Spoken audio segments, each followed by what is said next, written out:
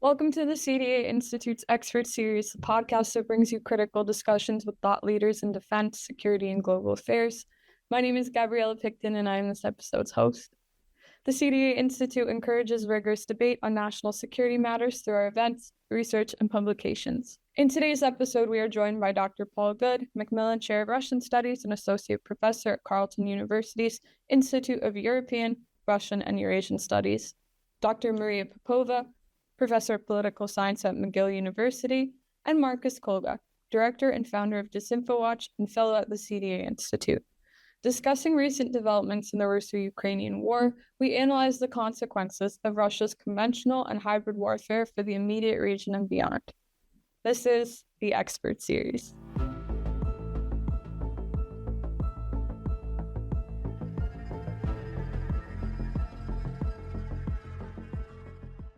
To begin, after a surprise cross-border incursion into Russia's Kursk region on August 6th, the Ukrainian military has taken control of, as counted yesterday, 74 settlements on Russian territory.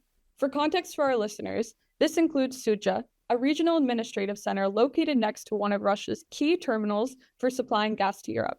Could you begin by offering your assessment of how the incursion into Kursk changes the dynamics of the war?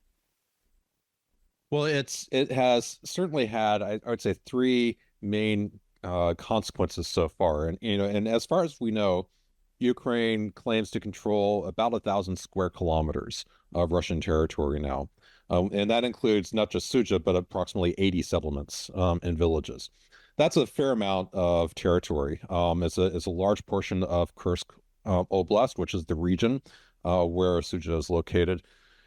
The implications for Russia, I think, are pretty significant insofar as for a long time, the war's been going on for a long time, but for a long time, there have been a lot of concerns about potential escalation, Russia's so-called red lines in the war, and that Ukraine, to a certain extent, was being restrained by its allies in its ability to launch an attack on Russia, in part because there was concern about what Russia's response would be.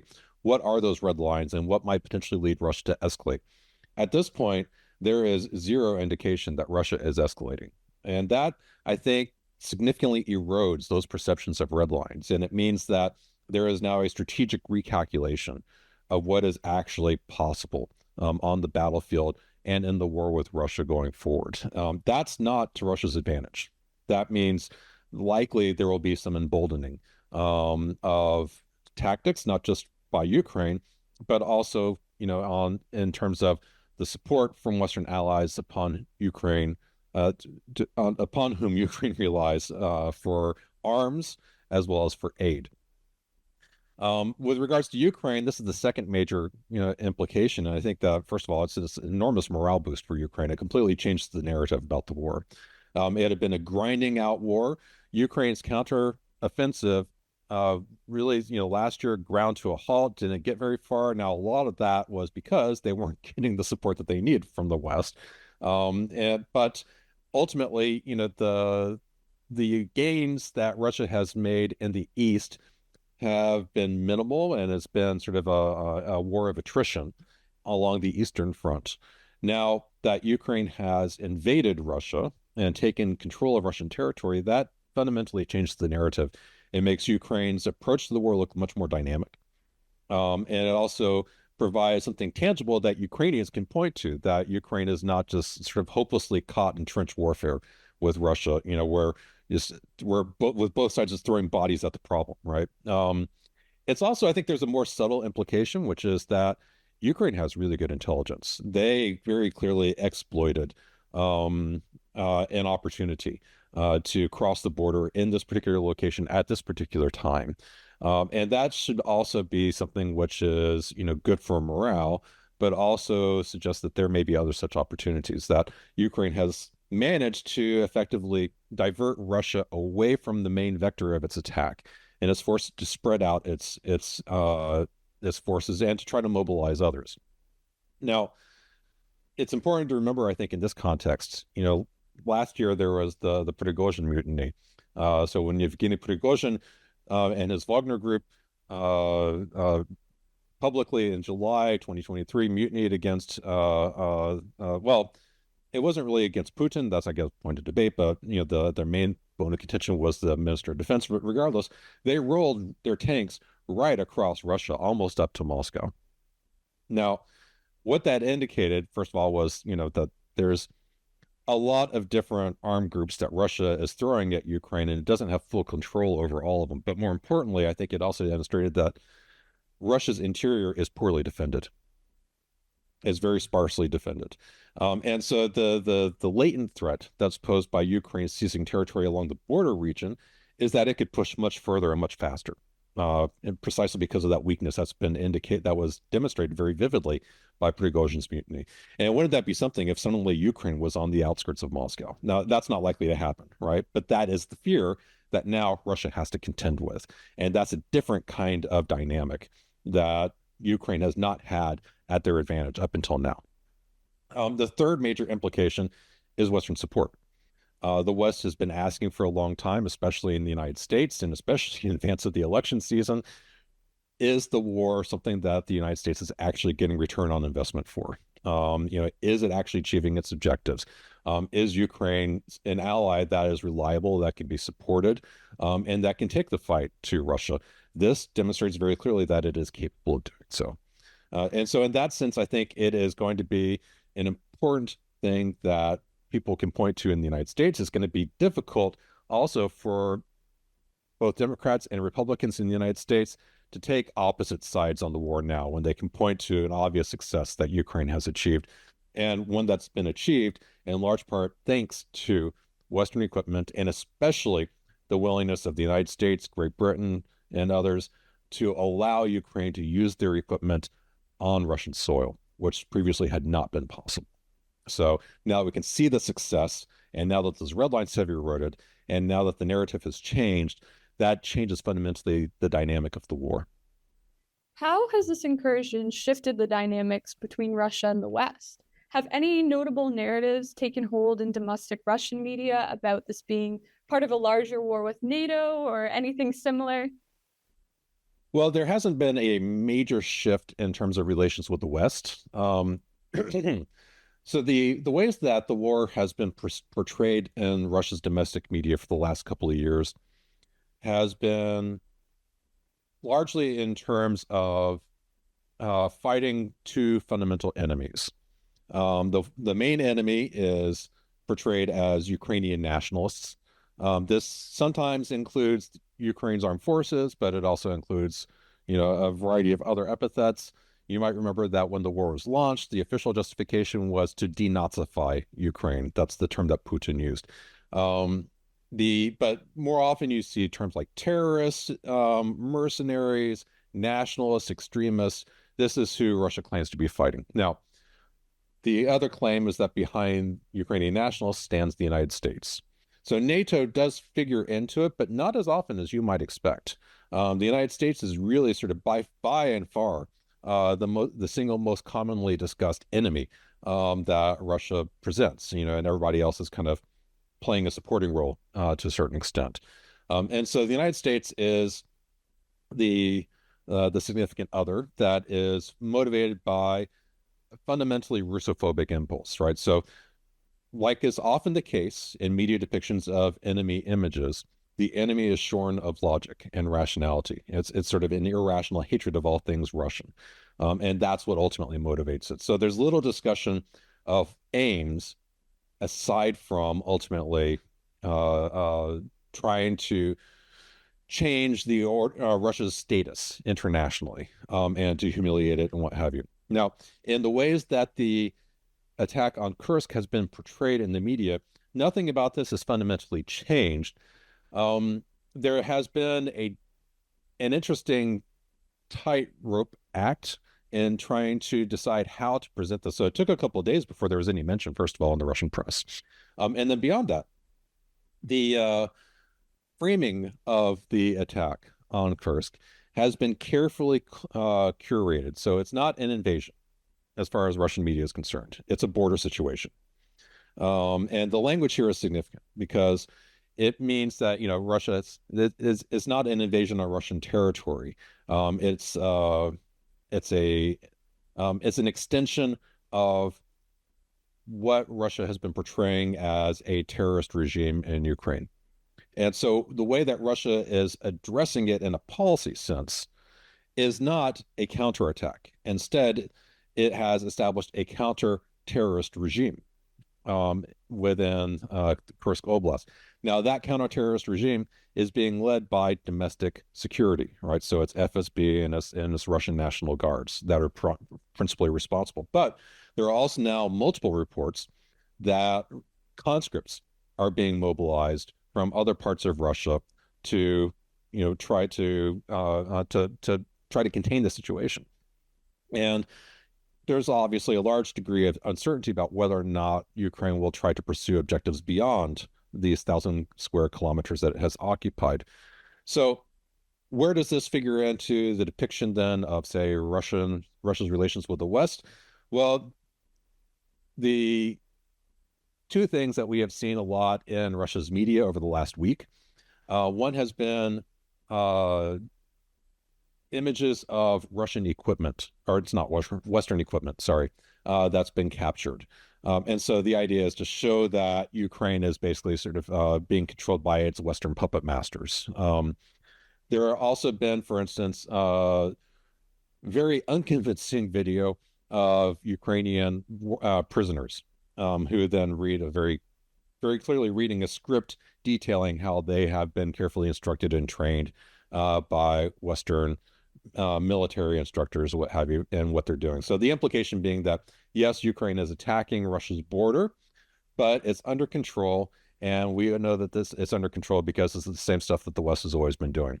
And then usually this will get contrasted very quickly with sort of like how great things are going with rebuilding Donetsk, so something like that. And so it was interesting, like even just today, on the day that we're recording this, on Russia's Первый Kanal, which is sort of the main state-run television channel. In the morning broadcast, they had the discussion or some reports about Kursk.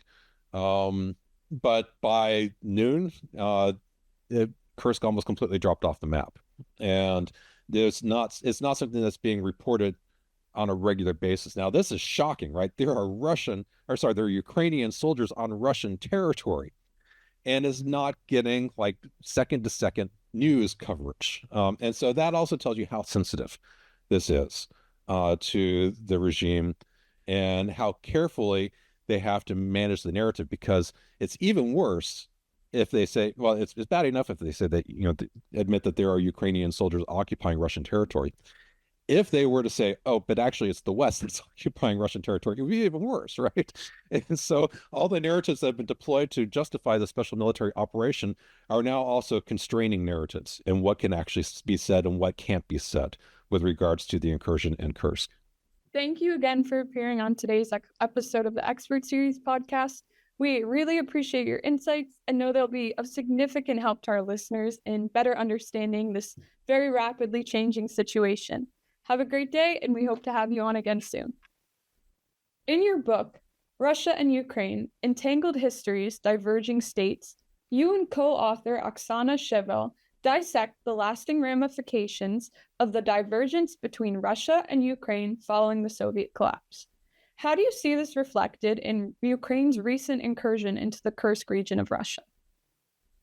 So the way that this relates to the argument in our book is that what we argue in the book is that it has become, over the last 30 years, completely unacceptable for Ukraine to be subordinated to Russia, to lose its sovereignty and independence, and to be reincorporated into the Russian world.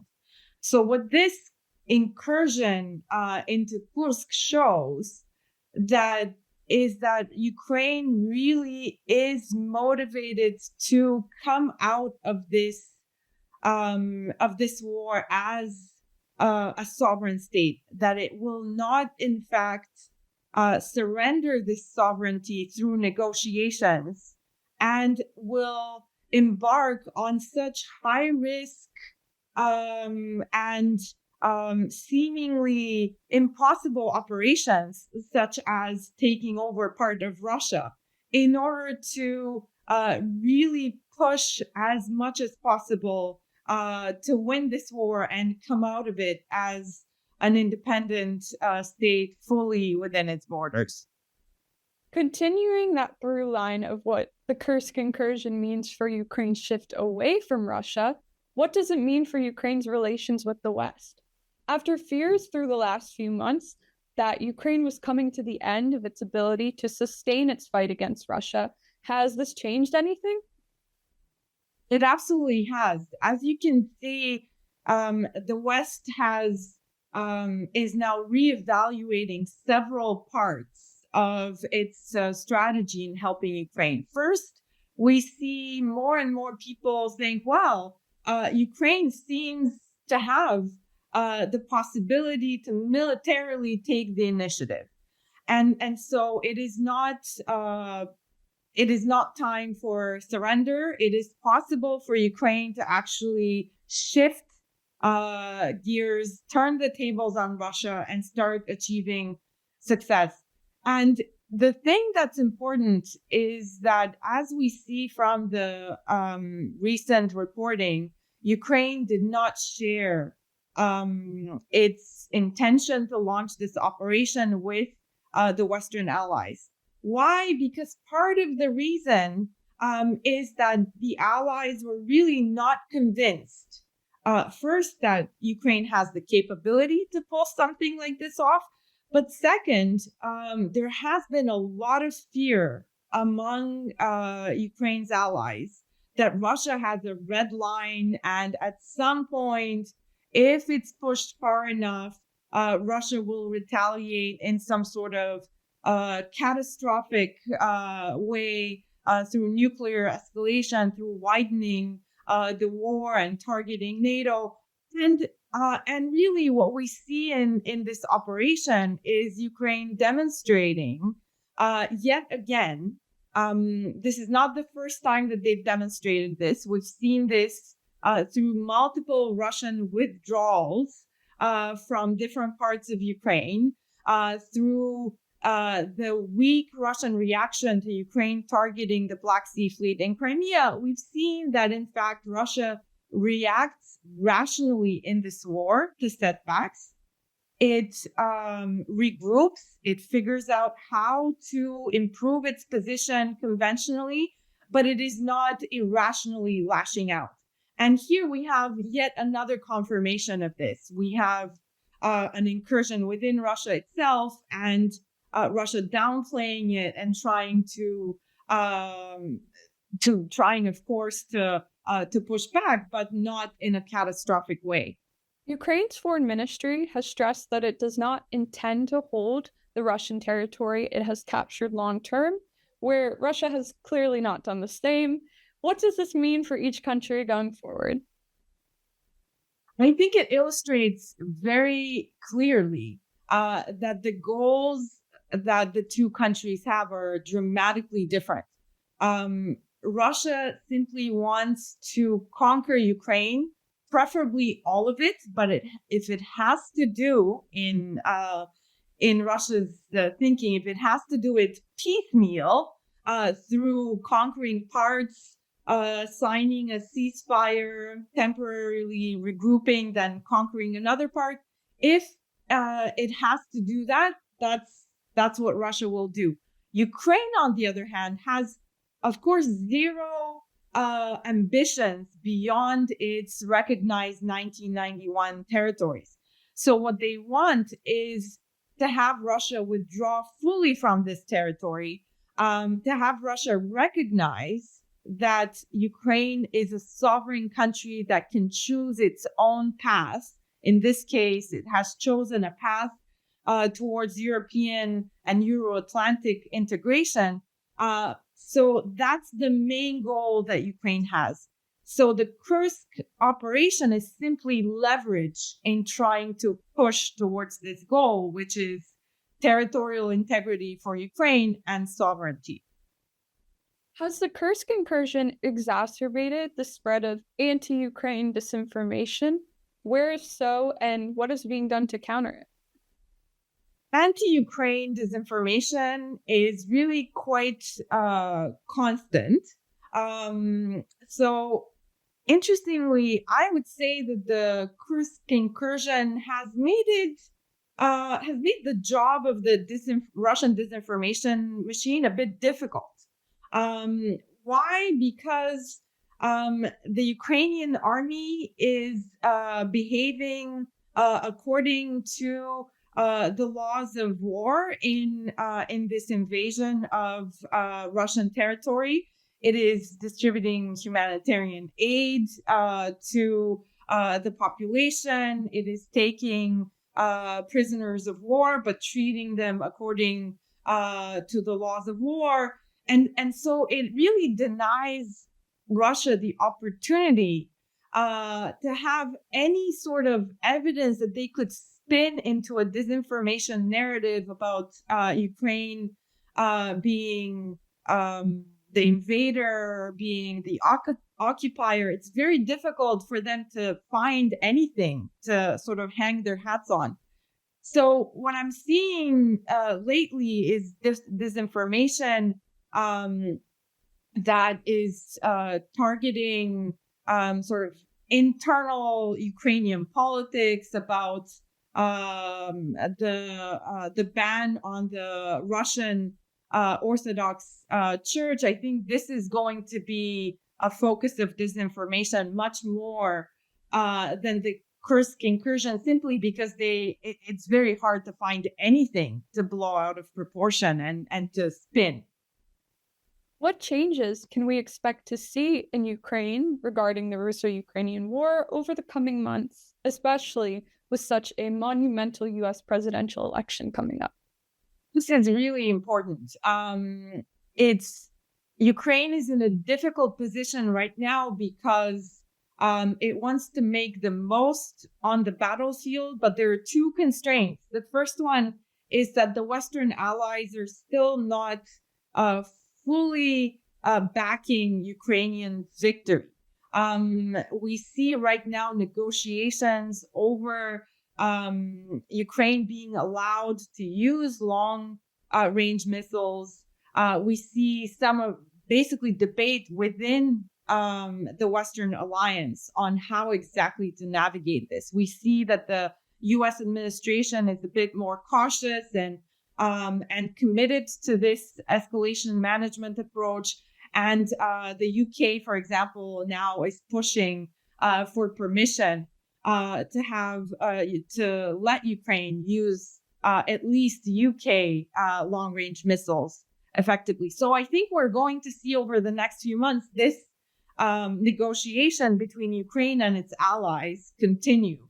As Ukraine tries to use the Kursk incursion really as a proof that it can make a big difference in ending the war, in forcing a Russian withdrawal, or at least forcing some kind of meaningful negotiation, which Russia hasn't offered or hasn't been willing to engage in so far. So it is a crucial moment. I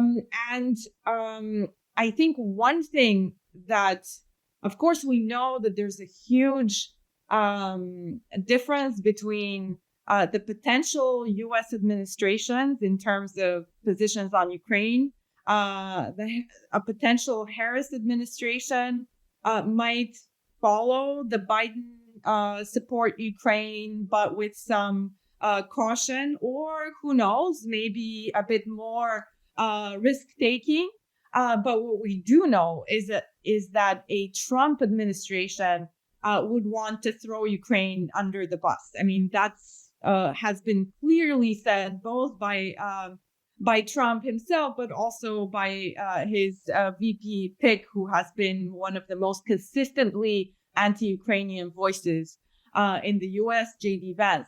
So that would be a dramatic change. But I think the Kursk incursion actually demonstrates that it really will not be very easy for a Trump administration to throw Ukraine under the bus. It really will not be easy because Ukraine is not necessarily going to follow anything that comes from as orders, as pressure that comes from a Trump administration.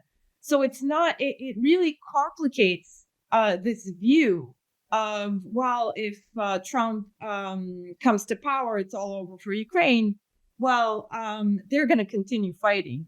They've demonstrated this. So it really then complicates things for a potential Trump administration, because the allies are more likely to side with continued support for Ukraine than with an end of support. How has the threat of Russian dis and misinformation evolved in light of recent developments in the Russo-Ukrainian war? Well, it's really been since 2014 that we've seen this ongoing, persistent intensification of Russian information warfare against Ukraine and Western democracies, and also an aggressive campaign of psychological warfare targeting Vladimir Putin's own people. The full-scale invasion in 2022, of course, witnessed a hyper-intensification of those operations. But we also have to keep in mind that Vladimir Putin's war against his own people began already in the early 2000s when journalists who uncovered his regime's crimes in Chechnya, for example, were assassinated, and independent media was systematically raided, shut down, and then taken over by the government.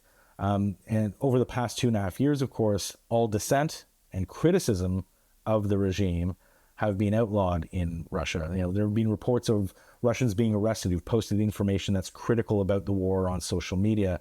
And of course, prominent opposition leaders like Vladimir Kara-Murza have been arrested and charged with treason for opposing the war. But it appears that the recent Ukrainian counteroffensive in the Kursk region has deeply rattled Vladimir Putin and the Kremlin. And this is because Ukraine's incursion threatens to pierce the false facade that Vladimir Putin has created of himself domestically as the sole heroic defender of the Russian people. Sort of like a new Stalin or a Stalin-like figure. Over the past 24 years, his propaganda has been created and developed to make Russians believe that Russia is surrounded by enemies all around them, like NATO and Ukraine, who are bent on destroying Russia, and that no one else other than he can protect Russia from them. Now, over the past 3 weeks, Ukraine has clearly demonstrated that Putin is unable to protect his people. And that represents an existential threat to Putin and his regime, a threat that is completely unacceptable to him. And it's because of this threat that Vladimir Putin is now shutting down nearly all outside media and building a virtual Iron Curtain around his country. So over the past few weeks, we've seen that YouTube first was experiencing slowdowns. The Russian government blamed it on YouTube, but it was the Russian government that was doing this. There were slowdowns, and now YouTube has apparently been completely shut down inside of Russia, as have other channels like Signal. And even the popular platform Telegram is now facing significant disruptions and likely a coming shutdown, just like YouTube experienced. So what this means is that Vladimir Putin is essentially sealing off his country and his people from any truth or facts from the outside, while at the same time banning criticism and even violently repressing it inside of Russia. And the environment right now inside of Russia is really not much unlike Russia under Stalinist rule. Are there any specific or unique risks that Russian disinformation poses to Canada? Well, sure. Russian information and influence operations represent a significant threat to Canada, as they do to most of our allies. Nor is this anything new, really. Russia was engaging in these sorts of operations, specifically targeting Canada, already before the Second World War and throughout the Cold War. And we know this thanks to files that were handed over to Canadian authorities by a Russian GRU intelligence defector named Igor Guzenko in 1945. So while these operations briefly paused after the collapse of the Soviet Union, they were restarted in earnest in 2000 when Vladimir Putin, himself a former KGB officer and head of the FSB, took control of Russia. In Canada, we saw an intensification of these operations after the Russian occupation of Crimea in 2014, and Canada's decision to train Ukraine's armed forces in 2015, and of course the decision to lead NATO's Enhanced Forward Presence mission in Latvia. Now, ahead of the 2015 federal election, the federal Canadian election, we saw Russian state media and Russian-aligned AstroTurf groups targeting the Harper government and the Liberal government in subsequent elections, given their strong positions on Ukraine as well. So what this has demonstrated is that Russian information and influence operations targeting Canada are agnostic of any political party or partisanship, and are primarily intended to advance anti-Ukrainian, anti-NATO, and pro-Russian narratives. There's, of course, that long-standing Russian objective of trying to undermine Western democracies as well, including Canada. Specifically, over the past few years, we've seen Russia's state media platform amplify far-right and far-left activists in Canada, including those that promoted anti-vaccination and anti-lockdown narratives during COVID. And that included radical extremists who promoted the objective of overthrowing our democratically elected government during those lockdowns. And on the far left, they've promoted voices that are anti-Ukrainian, anti-Zionist, and pro-authoritarian. Most insidious are those narratives that incite hate towards Ukrainians. And unfortunately, there are Canadians who continue to amplify those views inside of Canada, many of whom, unfortunately, continue to appear on RT despite our sanctions on Russian state media. Can Canada be doing more to help Ukraine? Well, of course, Canada and its allies can always do more to support Ukraine in its efforts to restore its sovereignty over those regions invaded and occupied by Russia. This includes the supply of ammunition and other key weapons used by Ukraine in that struggle. I think Canada can actually be commended for removing all restrictions on the use of the weapons that we send to Ukraine, demonstrating leadership amongst our allies and perhaps encouraging others like the United States and Germany to follow Canada's example. Canada could also be doing more in terms of meeting our NATO obligations in terms of defense spending. Not to sound like a broken record, the 2% GDP spending minimum is, of course, a floor, not the ceiling, which Canada isn't even coming close to meeting at this point. So our smaller European allies like Estonia are actually far exceeding that minimum, and most of our allies have privately and some have publicly expressed their concerns about our failure to meet that NATO obligation. Aside from that, our leadership of Operation Reassurance in Latvia is actually quite a bright spot. But there we can be doing more to encourage members of our own armed forces to deploy over there by establishing a long-term deployment and allowing members to, for example, bring their families to Latvia to join them. Our presence in Latvia also, I think, deserves much more media attention. It's probably the most important peacekeeping operation of our generation. The many Latvians I've spoke to in government and in media and just sort of regular Latvian citizens all appreciate our presence in their country. And that appreciation also spills over to neighboring Estonia and Lithuania, who are also very aware and appreciative of our presence. And Canadians, we should be proud of our role in this mission in Latvia. And I'm sort of disappointed that this very positive story has yet to be really told in Canada, because it is an important part of our nation's modern present-day identity. Finally, to wrap up discussion for today, should Canada be putting more pressure on the Putin regime directly? What might that look like? Yeah, I mean, there are a number of things that we could be doing to challenge Vladimir Putin directly, as well as his fellow totalitarian and authoritarian leaders. In terms of information and psychological warfare, I think that we need to take the fight back against the Kremlin and force Putin to go on the defensive. And by this, I don't mean engaging in the kind of tactics that he does. We don't need lies, conspiracies, and disinformation to challenge Putin.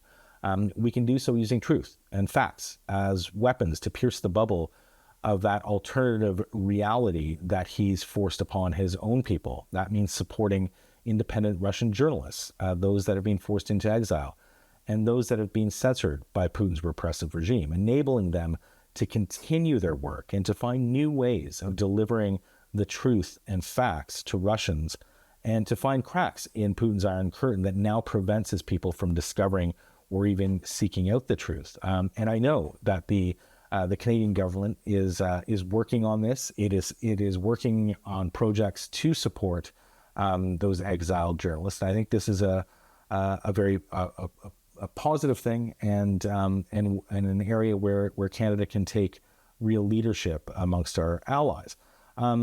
We can also support and train the brave Russian activists who are fighting for a democratic future for their country. And we can help them prepare for that moment when an opportunity emerges for democratic transformation inside their country. Because as my friend Vladimir Kara-Murza often reminds us, Putin is not forever. Putin will end. His regime will end. And we have the opportunity right now to help those Russians, and I would add Belarusians as well, who share our values of democracy, respect for human rights, and the rule of law, and for peace and stability, to succeed at that moment when that opportunity appears. Because, as I mentioned earlier, we will only see long-term peace and stability in Europe once Russia does become a democratic state, and a nation that respects the rights of its own citizens as well as the sovereignty of its neighbors. There is no hope of such a Russia ever emerging under Vladimir Putin. And along with our support for Ukraine, this is the kind of work we need to be engaging in. We need to be working with our allies, coordinating to support Russia's pro-democracy activists, their independent journalists, so that they are prepared when that moment arrives to seize the moment and help build a democratic future for Russia. And thanks so much for inviting me to join you on the podcast.